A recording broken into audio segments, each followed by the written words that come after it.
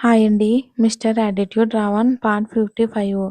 డింపుల్, వర్ష, ఊర్వి ఒక కారులో ఇంటికి వెళ్తే, ఆయు ఆఫీస్‌కి వెళ్ళి చిన్న మీటింగ్ అటెండ్ చేసుకొని, గార్డెన్‌కి వెళ్ళి అక్కడ సెక్యూరిటీని ఒకసారి చెక్ చేసుకొని, ఇంటికి వచ్చేస్తాను అని చెప్పి 2 కార్లు చెరోవైపు వెళ్ళాయి. విల్లా పోర్టికోలో కారు ఆగగానే ఒక పక్కగా పార్క్ చేసిన కార్‌ని చూస్తూ డింపుల్ కనుబొమ్మలు ముడిపడ్డాయి. అనుమానంగానే కారు దిగి ఎదురుగా ఉన్న మనీ వైపు చూశాడు. అతడు కళ్ళతోనే అవును అని చెప్పగానే అతని అడుగులు వెనక వైపు ఉన్న ఊర్వి వాళ్ళ డోర్ తీసి గుమ్మం వైపుకు సాగాయి. అతని వెనక వర్ష, ఊర్వీలు నవ్వుకుంటూ వస్తూ ఉన్నారు.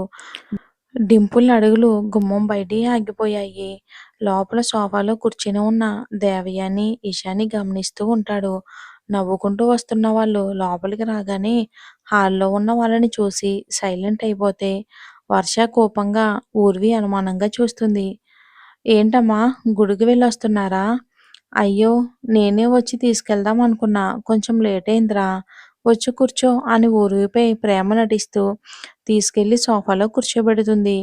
ఏంటి తల్లి అలా చూస్తున్నావ్? నేనేంటి ఇక్కడ ఇలా నీతో మాట్లాడడం ఏంటి అనుకుంటున్నావా? ఆయు మాట కాదని అతని ఇష్టానికి వ్యతిరేకంగా ఉండలేము. ఆయు జీవితంలో జరిగే మొదట శుభకార్యం. ఆయువు నన్ను తల్లిగా ఎప్పుడూ అనుకోలేదు. కానీ నేనెప్పుడూ ఆయువుని నా కన్న కొడుకుగానే చూశాను. అందుకే ఈశానిచ్చి పెళ్లి చేస్తే నా ముందే ఉంటారు అని అనుకున్నా. కానీ ఆ రోజుతో నువ్వంటే ఆయువుకి ఎంత ఇష్టమో తెలిసి నా ప్రయత్నాన్ని విరమించుకున్నా.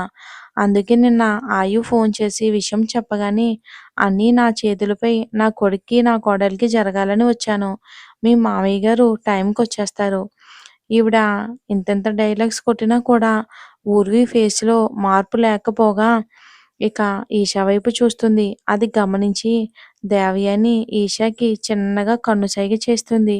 నేను అత్తతో పాటు మీ ఎంగేజ్‌మెంట్‌లో ఎంజాయ్ చేద్దామని వచ్చాను.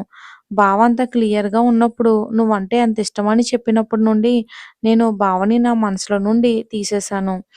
ఇక్కడికి జస్ట్ ఒక రిలేటివ్‌గా వచ్చాను. అది కూడా అత్త బలవంతం చేస్తే. అత్త కోసం. నాకు తెలుసు నేనిక్కడికి రావటం మీకు ఇబ్బందిగా ఉంటుంది అని. జస్ట్ ఈ గిఫ్ట్ తీసుకోండి అని ఒక చిన్న బాక్స్ చూపించి, ఇది తీసుకోండి. నా తరపున మీ ఇద్దరికీ ఒక చిన్న గిఫ్టు. నేను వెళ్తాను అని లేవబోతూ అంటుంది. ఇక అయ్యో! ఈషా ఎంగేజ్‌మెంట్‌కొచ్చారు. చూసి వెళ్ళండి. నాకేం ఇబ్బంది లేదు. ఇక ఆంటీ వాళ్ళకి రూమ్ చూపించు అని పనమ్మాయిని పిలిచి లగేజ్ ఇచ్చి పంపిస్తుంది వాళ్ళని గెస్ట్ రూమ్ వైపు. ఏంటి నువ్వు చేసింది? అని గయ్యమని లేస్తుంది వర్ష. నేనేం చేశానే? వాళ్ళని వెళ్ళనివ్వకుండా ఎందుకు ఆపావు? చూడు వర్ష, ఆవిడ ఎలాంటిదైనా కానీ తల్లి స్థానంలో ఉండి కొడుక్కి జరగబోయేది చూస్తాను అంటే నేనెందుకు వద్దంటాను? అదీ కాక వాళ్ళు ఉండేది జస్ట్ ఈరోజే. రేపు ఎవరింటికి వాళ్ళు ఫంక్షన్ అయిపోయాక వెళ్ళిపోతారు. అదే నేను అనేది. ఫంక్షన్ జరగనిస్తారా అని. ఈ అత్తాకోడళ్ళు అబ్బా! అవన్నీ ఆయువు చూసుకుంటాడు. అయినా కేవలం నా సంతోషం కోసమే ఈ పెళ్లి.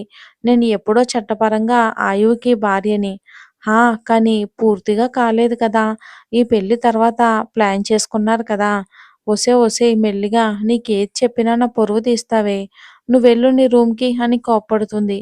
కానీ వీళ్ళ మాటలు వినుకుంటూ మెల్లిగా వెళ్ళిన దేవయానికి వర్ష అన్న చివరి మాటలు చెవున పడనే పడ్డాయి.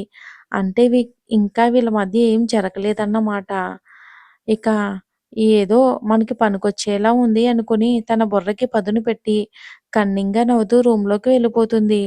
ఇంకా డింపుల్ మెసేజ్ ద్వారా దేవయాని, ఇషా ఇంటికి వచ్చిన విషయాన్ని చెప్పగానే వెంటనే కాల్ చేసి వాళ్ళపై ఓ కన్నేసి బంగారుని తనొచ్చే వరకు జాగ్రత్తగా చూసుకోమని చెప్పి ఫోన్ పెట్టి ఆలోచనలో పడిపోతాడు వాయు. అసలేం చేయాలనుకుంటుంది? బంగారుని టార్గెట్ చేసిందా? లేక నన్ను చేసిందా? ఎందుకైనా మంచిది బంగారుని ఒక్కరోజు తనకి దూరంగా ఉంచి, ఈ ఫంక్షన్ అయిపోగానే ఎక్కడ వాళ్ళని అక్కడికి పంపించేయాలి అని స్ట్రాంగ్‌గా అనుకుంటాడు వాయు. ఇంకా భయ్యా అని మహల్ మొత్తం రీసౌండ్ వచ్చేలా వినిపిస్తూ ఉంటుంది. రానా మనుషులదో ఒకరిది.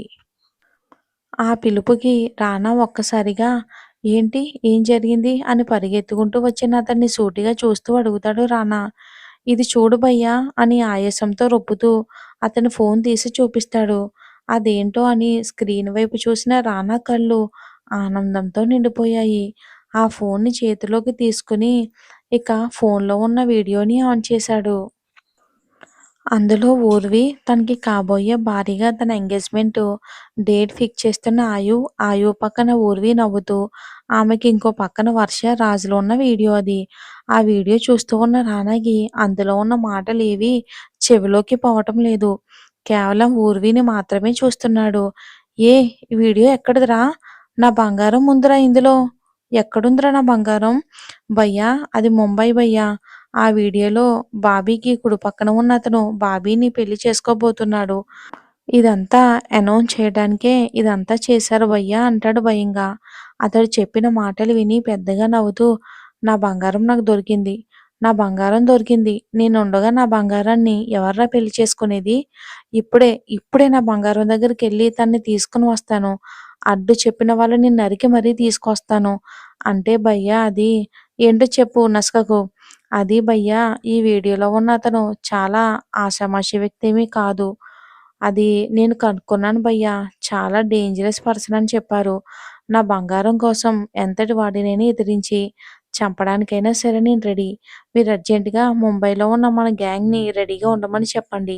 అలాగే నాతో పాటు నలుగురు రండి. నువ్వు ఎయిర్‌పోర్ట్‌కి ఫోన్ చేసి విషయం చెప్పి ముంబై వెళ్ళడానికి ఏర్పాట్లు చూడు అని తన కారు వైపు వెళ్ళగానే అతని మనిషి వచ్చి డోర్ తీయగానే లోపల కూర్చుంటాడు. కాసేపట్లో ఎయిర్‌పోర్ట్‌లో కంటే అతనితో పాటు నలుగురు వ్యక్తులు కూడా కలిసి అతని ప్రైవేట్ జెట్‌లో ముంబైకి స్టార్ట్ అయ్యారు. ఫార్మాలిటీస్ అన్నీ కూడా కంప్లీట్ చేసి. "అత్తా, నాకు చాలా కోపంగా ఉంది" అని బెడ్‌పై కూర్చుని బ్యాగ్ సర్దుతూ ఉన్న దేవయానిని చూసి అడుగుతుంది ఈష. "కోపం ఎందుకే? ఎవరిపై నీ కోపం?" "నీపైనే." అయినా ఎందుకత్తా దాంతో అంతలా తగ్గి మాట్లాడ్డావు దాని ముందు? అసలు దాన్ని చూస్తేనే నాకు కంపరం పుడుతుంది. అలాంటిది దాంతో అంత ప్లీజింగ్‌గా మాట్లాడేలా కూడా నాతో చేశావు. ఒసేయ్ పిచ్చి మొద్దు అలా మాట్లాడితేనే కదా అది మనల్ని నమ్మేది. మనపై నమ్మకం ఉంచేది. నేను నీకు చెప్పింది గుర్తుంది కదా? ఆ! గుర్తుంది. హ్మ్. బుద్ధిగా నేను చెప్పినట్టు చెయ్యి. తేడా వస్తే నిన్ను చంపేస్తా. కొంచెం ధైర్యంగా ఉండు. ఎలా డీల్ చెయ్యాలో నిన్ను నువ్వు రెడీ ఉంచుకో. అర్థమైందా? ఆ! అత్త తెలుసు. ఇన్‌ఫాక్ట్ ఈ రోజు కోసమే కదా నేను ఎదురు చూసేది. హ్మ్. హ్మ్. నేను ఈ శారీ తీసుకొని వెళ్లి దానికిచ్చొస్తాను. ఇంత ఖరీదైన శారీ దానికా? అవును. కొన్ని కొన్ని కావాలి అంటే ఇవేవీ ఆలోచించకూడదు. నువ్వు రెస్ట్ తీసుకో నేనిప్పుడే వస్తాను అని బయటికి వెళ్తుంది. అక్కడే కనబడిన పని మనిషిని పిలిచి ఊర్విని రమ్మని చెప్తుంది. కానీ ఆమె వెళ్ళకుండా అలానే చూస్తూ ఉంటుంది. ఏంటా చూపు? వెళ్లి పిలుచుకొని రా. అది అమ్మగారు ఆ రూమ్ వైపు సార్ ఎవరిని వెళ్ళనివ్వరు. అసలు ఆ ఫ్లోర్‌కి కూడా. ఒకవేళ వెళ్ళాలి అంటే డింపుల్ గారున్నప్పుడు మాత్రమే వెళ్లి ఆ ఫ్లోర్ క్లీన్ చేసి వస్తాం అమ్మగారు. అది కూడా ఒక లక్ష్మమ్మ మాత్రమే. హ్మ్. బాగానే ఉన్నాడు గదా! రానివారిని అంతలా చూసుకుంటున్నాడు. ఇంకెంతసేపులే ఈ వైభోగం అని మనసులో అనుకుని, అయితే లక్ష్మమ్మని వెళ్లి తీసుకొని రా అంటుంది. సరే అమ్మగారు అని ఆ అమ్మాయి వెళ్లి వంటగదిలో పరధ్యానంగా ఉన్న లక్ష్మమ్మని పిలిచి విషయం చెప్పి దేవయాని దగ్గరికి తీసుకొని వస్తుంది. చెప్పండి మేడం పిలిచారంట. ఎలా ఉన్నావు లక్ష్మమ్మ? పూర్తిగా మమ్మల్ని మర్చిపోయినట్టున్నావు. అయ్యో! అలాంటిదేమీ లేదు. మీ దయ వల్ల అంతా బానే ఉన్నాము. మిమ్మల్ని ఎలా మర్చిపోతాం అమ్మా అని వినయంగా అంటుంది. దేవయాని ఎంత డేంజర్ అన్నది పూర్తిగా తెలియకపోయినా, ఆ ఇంట్లో ఇన్ని సంవత్సరాలు ఉన్నందుకు ఆమె గురించి కొంచెం తెలుసు. అందుకే సాధ్యమైనంత వరకు ఆమెకు ఎదురు చెప్పకుండా ఆమెకి దూరంగా ఉండడానికి ట్రై చేస్తుంది. "ఏమీ లేదు. నువ్వెళ్ళి ఊర్విని తీసుకొని వస్తే తనకి నిశ్చితార్థం చేరిస్తాను" అంటుంది. ఈవిడ ఏంటి ఉన్నట్టుండి ఇలా మారిపోయింది అని అనుకుంటూనే, "సరే అమ్మగారు" అని పైకి వెళ్తుంది. ఆయు రూమ్ దగ్గరికి వెళ్లి డోర్ లాక్ చేస్తుంది. కాసేపు రెస్ట్ తీసుకుందామని అప్పుడే నిద్రలోకి వెళ్ళిన ఊర్వికి డోర్ కొడుతున్న సౌండ్‌కి మెలుకువ వచ్చి, ఈ డోర్ కొట్టేంత సాహసం ఎవరు చేస్తారు అని అనుకుంటూనే ఓపెన్ చేస్తుంది. ఎదురుగా ఉన్న లక్ష్మమ్మని చూసి, "ఏంటి లక్ష్మమ్మ ఇలా వచ్చావు?" "ఏమీ లేదు ఊర్వమ్మ. దేవయాని మేడం గారు పిలుస్తున్నారు." "అవునా పద" అని ఆవిడతో పాటు కిందకి వస్తుంది ఊర్వి. "రా తల్లి నీకు అత్తగారి ఇంటి నుండి చీర తేవడం మా సంప్రదాయం. ఈ చీర నువ్వు ఎంగేజ్‌మెంట్‌లో కట్టుకోవాలి" అని తన చేతిలో ఉన్న చీరని ఊర్వి ముందు పెడుతుంది. ఆ చీరని మొహమాటంగానే చూస్తూ, "అంటే ఆంటీ అది ఆయువు గారు ఆల్రెడీ నా కోసం డిజైన్ చేపించారు. అదే వేసుకోవాలి అనుకుంటున్నా. ఆ మాట వినగానే దేవయానికి కోపం అమాంతం పెరిగిపోతుంది. కానీ ఏమాత్రం బయట పడకుండా, అది మళ్ళీ పెళ్లి కట్టుకుందువులే, ఇంకా మెహందీ, సంగీత్ లాంటి వాటికి వేసుకోవచ్చు. ఇది మాత్రం నువ్వు ఈరోజు కట్టుకోవాలి. అది ఆచారం అంటుంది.